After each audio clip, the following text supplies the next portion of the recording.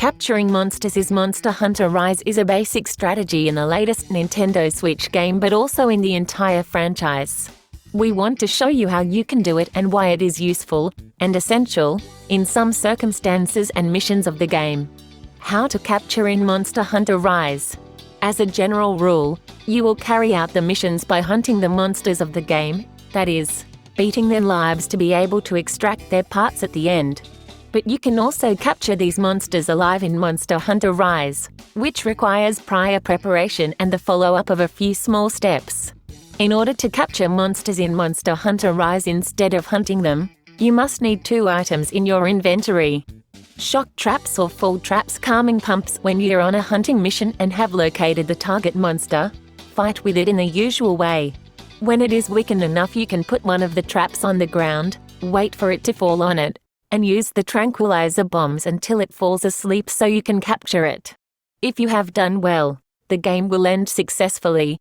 The biggest problem when hunting in Monster Hunter Rise is knowing when is the ideal time to set the trap, since if you do it at another time it will be of no use, only to paralyze it for a few seconds.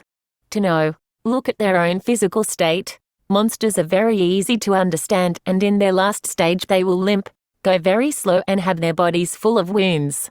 However, it is best to look at the icons located at the top right of the screen that indicate the presence of monsters in the area. Below their icon, when it is ready to be captured, a very recognizable blue logo will appear. Your comrade feline will also let you know. Place the crash or fall trap in front of the monster. It is best to wait until he is still or walking very slowly, and wait for him to fall into it. When paralyzed, equip the tranquilizer pumps and throw them near the head. 2 or 3 bombs will be enough to capture it. Why capture in Monster Hunter Rise instead of hunting? What benefits do we get if we catch and don't hunt in Monster Hunter Rise? The first is that we will save a few minutes of battle, but the main thing is that some monsters only release some materials exclusively if they are captured. Look at the hunter notes and you will see the appearance rate of some materials when capturing them. In some cases it is better than hunting them, in others not, and in others it is essential. This does not mean that you should always capture instead of hunting, since some missions do not require it, and on other occasions doing so will not allow you to obtain the materials you are looking for, or appear with less ratio. Look and choose when you should do it and why.